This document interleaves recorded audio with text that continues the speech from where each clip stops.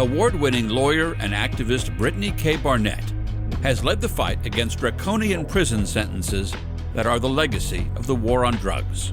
Barnett has won freedom for numerous clients serving life sentences for federal drug offenses, 7 of whom received executive clemency from President Barack Obama.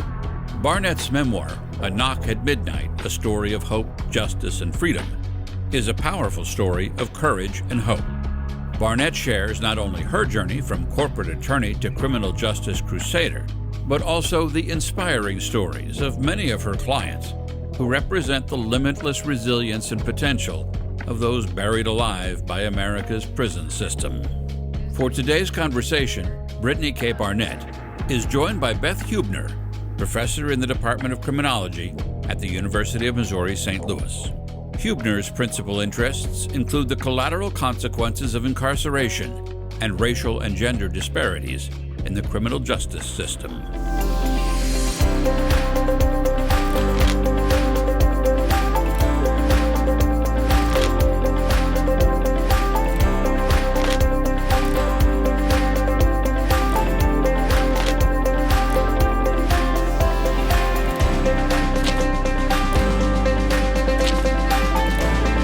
Welcome. I'm Beth Hubner, professor of criminology and criminal justice at the University of Missouri St. Louis. On behalf of the St. Louis County Library's Westfall Politics and History series, HEC Media, and our event bookseller, Left Bank Books, I'm delighted to be in conversation with Brittany Barnett, author of A Knock at Midnight, A Story of Hope, Justice, and Freedom. So thank you for being here, Brittany.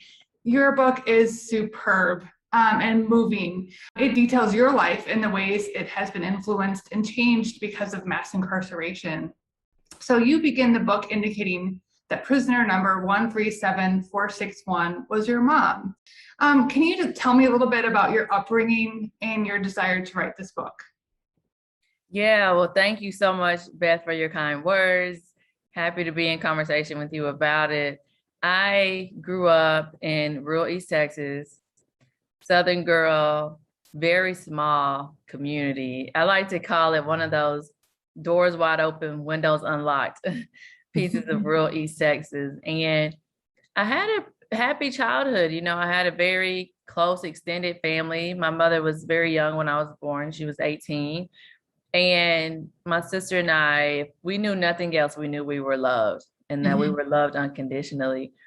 And there were challenges, you know, as well, because my mother developed an addiction to drugs. And unfortunately, that addiction became much stronger than she was.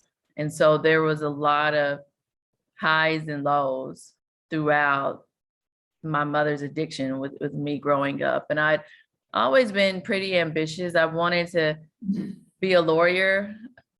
I wanted to be Claire Huxtable from the Cosby Show.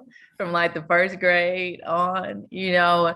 Unfortunately, there aren't many lawyers in rural East Texas, and there certainly aren't any lawyers who look like me. And that dream of becoming a lawyer started to seem kind of out of my reach, out of my league. But I still definitely dedicated myself to my studies and my family. You talk about, you use the words Black love is Black wealth. And so, you know, tell us about, you know, how people supported you when you were young, you know, some of these role models and your family. My family is my world. You know, my dad was very young when I was born as well. And I just remember he used to write me these poems, and somehow I found the wherewithal to hold on to them. You know, I still have poems that are over 20 years old from him. During the time I'm growing up, you know, I'm preteen, teenager. I don't want to read my dad's poems to me. I want to go hang out, you know. But as I look back over those poems and I read them often, you know, he was really pouring into me and just telling me I could do anything I set my mind to. And so that was just really a dear relationship for me, and still is, with my dad. And also my grandparents. You know, I think grandparents are just really special in general, but I'm biased. So there's just something about grandmothers and grandfathers from the South. My grandpa was just amazing to me. You know, they had a pond in front of their home and we would go fishing a lot, him and I. And there were times, I mean, he'd say things to me that I just still carry with me today. I would be venting whatever teenage woes I was enduring, or things going on with my mom. And he would listen to me so intently. And when I would finish, he would say, "It ain't nothing but a step for a step, a big girl. You just got to keep on stepping." And so I do. I take that with me today. I just remember, no matter what, I just got to keep on stepping. So, you had to keep on stepping during a time when it was the war on drugs, and we did have large challenges in the US with crack and cocaine and other drug use. And you mentioned that having lost a loved one was the norm. Can you tell me a little bit about this time as you experienced it and as you've seen it kind of play out over the years?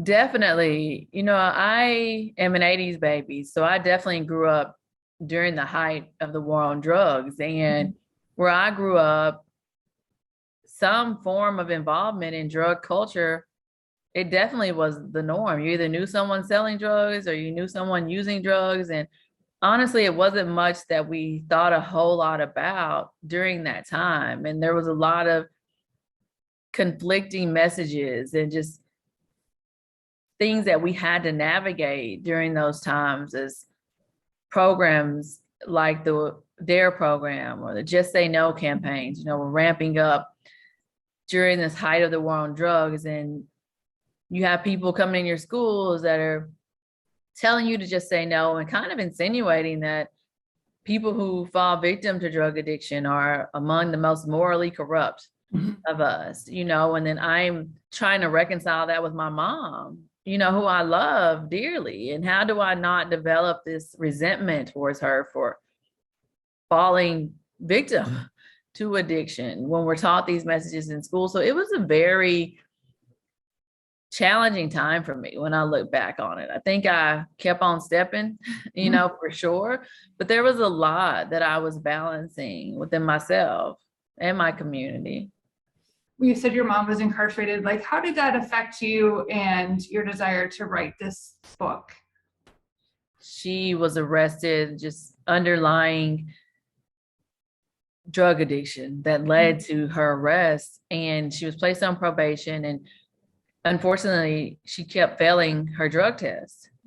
And so she never committed another crime. My mother's only has one conviction in her whole life. But because she kept failing these drug tests, her probation was revoked and she was sentenced to 8 years in prison. And I was 22 years old at the time, but it was devastating. Your mom's incarceration led you to developing this program called Girls Embracing Mothers, which is so innovative and important. Can you tell us a little bit more about this program?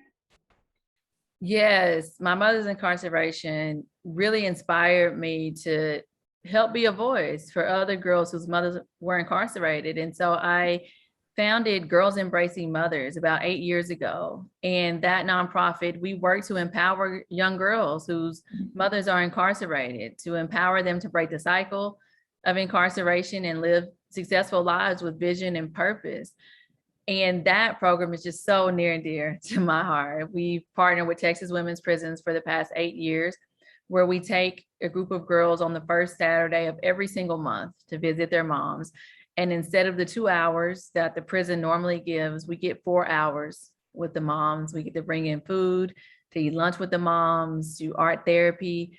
And we always cover a curriculum that revolves around critical life issues. We really work to break the cycle and build a bond and really uplift and amplify the voices of women and girls impacted by maternal incarceration, to really put them in positions to lead and take charge of their own destinies. When we read this book, you grow up throughout this book as well, and we learn a lot about your legal career, which has been exceptionally successful. So congratulations on that. Many people would probably think that you went to law school for criminal defense, but you did not, in fact. So tell us how you decided to go into corporate law and, how that kind of shaped your career as well. I became a certified public accountant. I worked for a large international accounting firm. So corporate law was a natural gravitation for me. I wanted to go to law school. I wanted to practice corporate law. And I did. You know, I went and had a job lined up in corporate law. And in my second year of law school, I took a critical race theory course, a course that analyzed the intersection between race and the law. And I was going to write my paper on disparity in sentencing between powder cocaine and crack cocaine.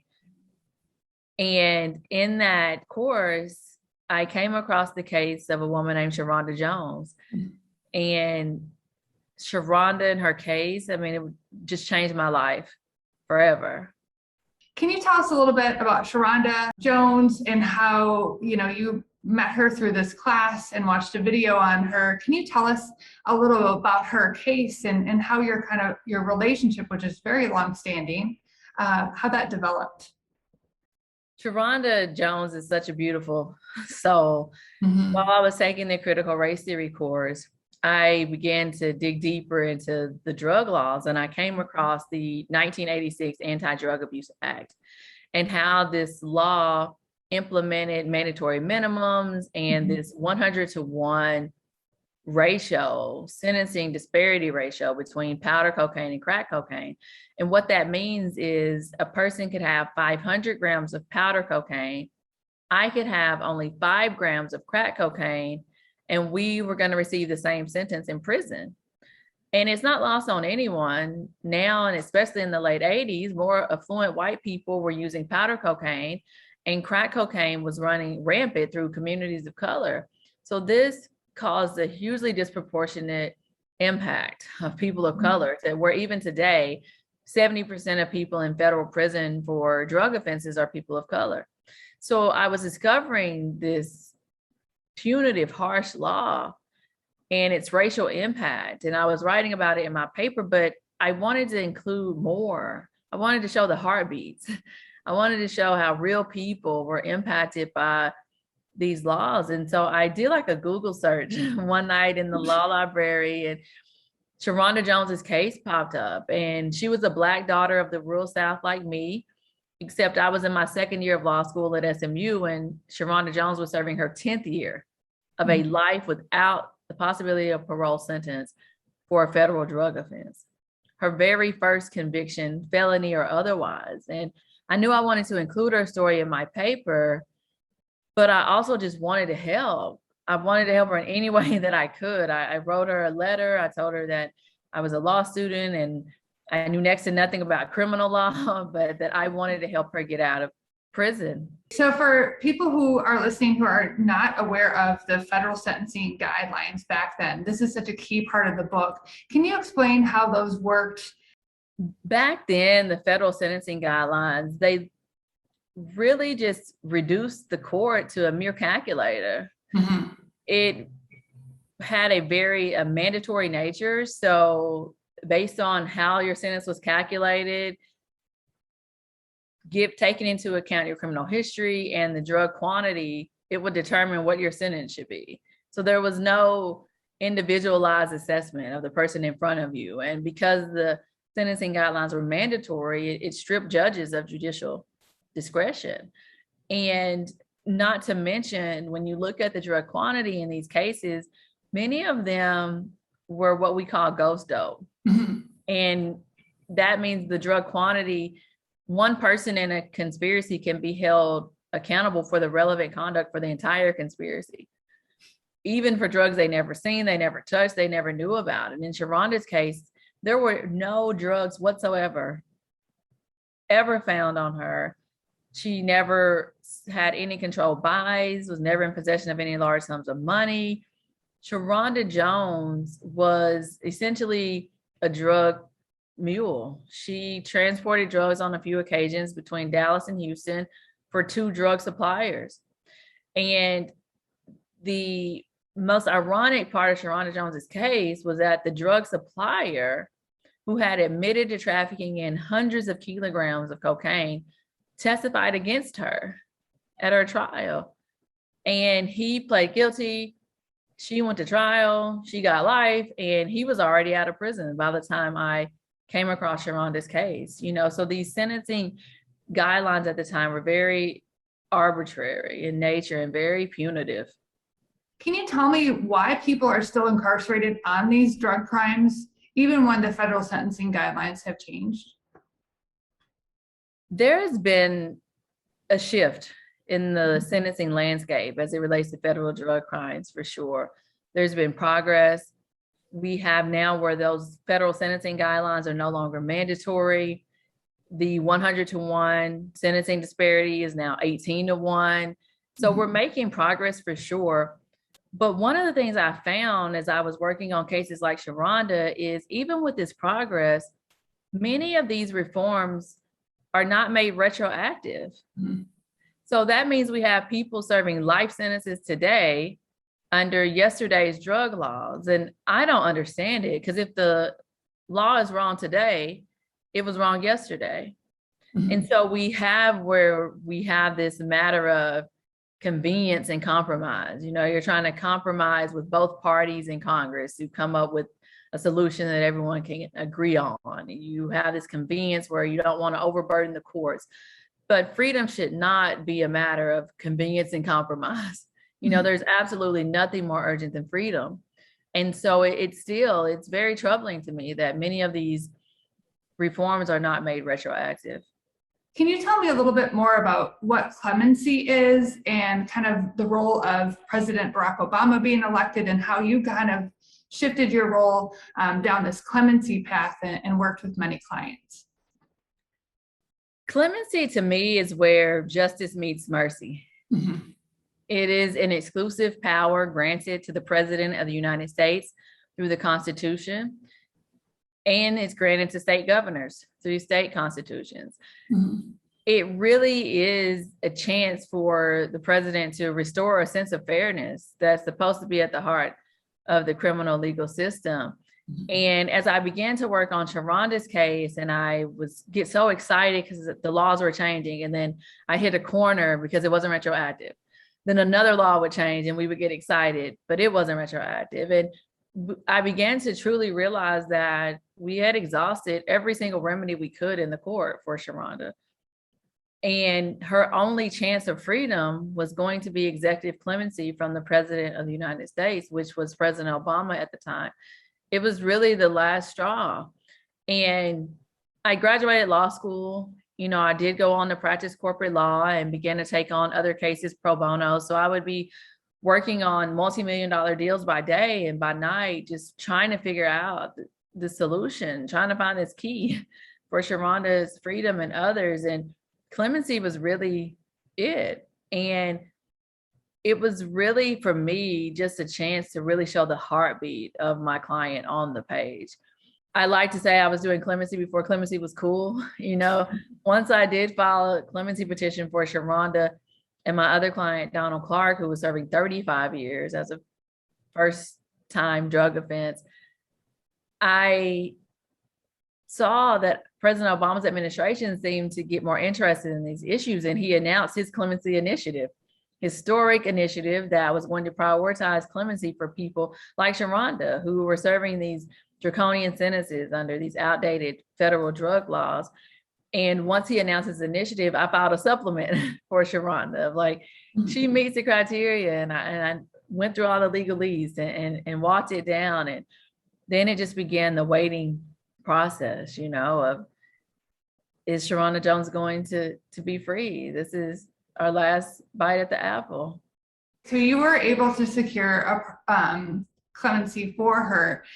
So can you describe to us what it was like to meet with her, like outside for the first time? I would go visit Sharonda often while she was in prison, and we would have normal visits, not your typical attorney-client visit, and we would just share stories and laugh and just really dream about the future. And I'll never forget getting that call on December 18th, 2015, that President Barack Obama had literally saved Sharonda Jones's life. And words can't begin to touch the joy of being able to tell Sharonda Jones that she was not going to die in prison. Things leading up to December 2015 were getting pretty tense and pretty hard. Sharonda had one daughter who was 8 years old when she went to prison, who was now 24 years old and expecting her first child. And Sharonda wanted to be there so bad, and her daughter wanted her mom there so bad, and we were still facing this life sentence. And I remember telling Sharonda, over the phone, she was going to be free. And I told her release date was going to be April 2016. And her granddaughter was due to be born May 2016. And Sharonda was crying, and she was just so thankful. And she kept saying, I get to be there for the baby. I get to be there for the baby. And it was so beautiful because Sharonda was there for the baby. She was able to witness her first grandchild's birth, and they are doing amazing now. Her granddaughter just turned 5, and she's doing awesome. Sharonda is a phenomenal cook. She had her own restaurant before she went to prison, and she was a phenomenal cook in prison, taking commissary food items and making just delicious food with it there. And her dream was to always have a food truck. And so now she's within 2 months of launching her food truck. It's going to be called Fed Up, a play of being fed up with the system, and your bellies are truly going to be fed with some good food. And she's going to hire formerly incarcerated people and really use her platform and her food truck, to give back. So I'm so proud of her, and she's one of my best friends. So you describe a number of individuals who you worked with through this process. I was also really moved by Corey Jacobs, who was serving 16 life sentences. He was also a student of meditation, and he helped you work on that skill. And I just thought your description of that relationship is so important. Can you kind of describe his case for us as another example, and how is he doing? Corey is a brilliant person. He received 16 life sentences. His case was identical to Sharonda's. It was like having these cases and learning about them was like watching the same horror movie over and over again. There were no drugs involved. There was this high quantity of ghost dope. Corey had never been in any trouble before, ever. It was his first offense. And because he was indicted for 16 counts of substantive cocaine charges, he was giving a life sentence for each one of them. And when I met Corey, he was in his 16th year of incarceration, and we were down to 10 months of President Obama's term. So there wasn't a lot of time there. And I was still working. I was still working as a corporate lawyer. I was working on a huge deal, acquiring a company out of Brazil. And things were challenging. I was working a lot of hours during the day, working at night on his case. And he taught me the power and practice of meditation. He was in a maximum security prison, and he taught me how to meditate. And we would meditate at the same time every morning, and we would anchor on his freedom. And it was such a powerful tool for me, even a self-care tool that I still practice today. Even though we only had 10 months to free Corey Jacobs, we did. And President Obama granted his clemency almost exactly 1 year after Sharonda's. He was granted clemency in December of 2016, and he's doing great now. He's contributing to society just like I knew that he would. He works as senior advisor to Sean Diddy Combs at Combs Enterprises, and he's doing a lot of entrepreneurial things as well that are truly giving back to society. And it just warms my heart so much. This work has put me in front of some of the most brilliant people I've ever met in my life, and they are my clients.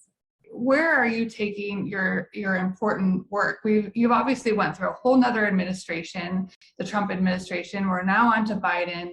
Where does this work take you in the next couple of years? Still fighting for freedom. We really have to put people over politics. Again, there's just nothing more urgent than freedom. And I've encountered some of the most brilliant minds this lifetime has to offer through my clients, like my client, Chris Young, who was only 22 when he was arrested and ultimately sentenced to serve life without parole in prison. And even the federal judge protested against having to sentence him to life. And Chris Young is free now. The journey has just given me a chance to reflect. And I realized that we can't keep rescuing people from prison and restoring them to poverty.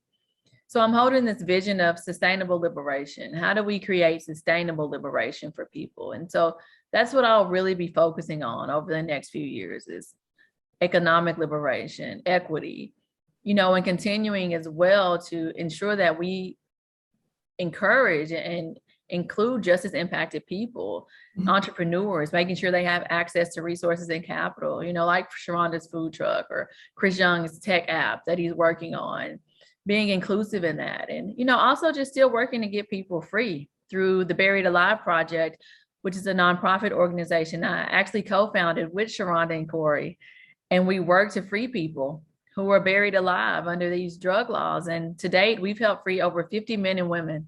When we go forward, what are some of your suggestions for reform? Can the criminal justice system be reformed, or should we take more of an abolitionist take on justice reform and get rid of prisons? Do you have any thoughts on that as we move forward with these efforts?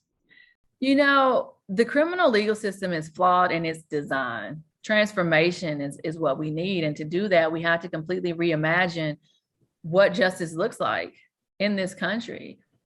Do we really want to be a part of a criminal legal system that locks people like Sharonda Jones up for the rest of their natural lives? Sharonda Jones was serving the same amount of time in prison as the Unabomber.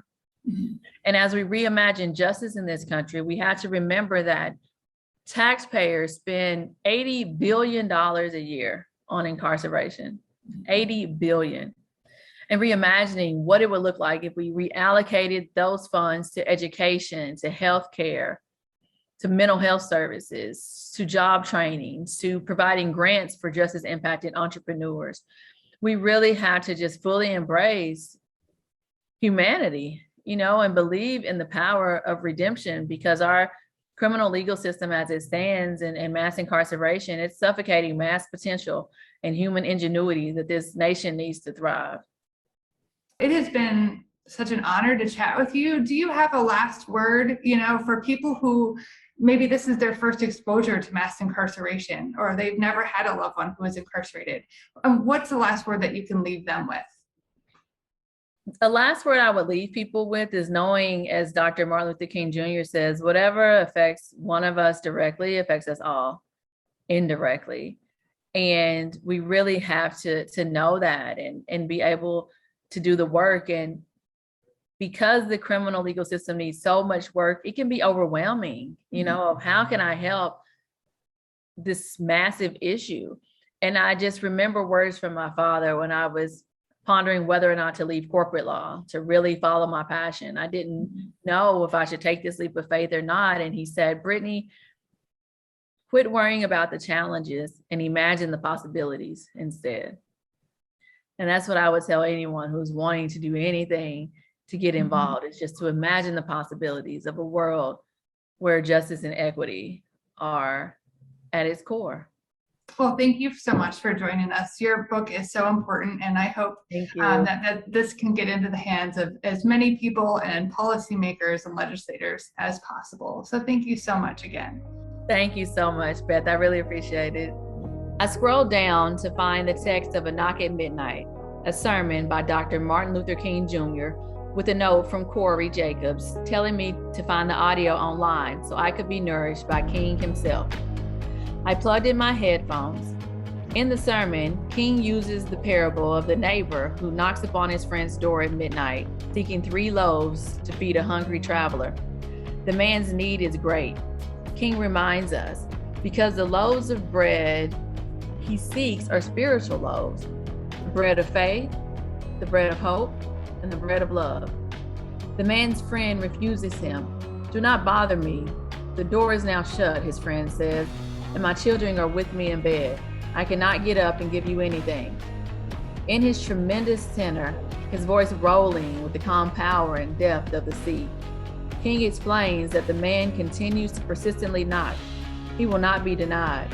He urges us to embrace the hope, faith, and love necessary to continue our struggle for justice in midnight's darkest hour. With faith in his friend's generosity and out of a deep need to provide loaves to his visitor, the man knocks. Midnight is a confusing hour when it is difficult to be faithful. The weary traveler by midnight who asks for bread is really seeking the dawn. Our eternal message of hope is that dawn will come.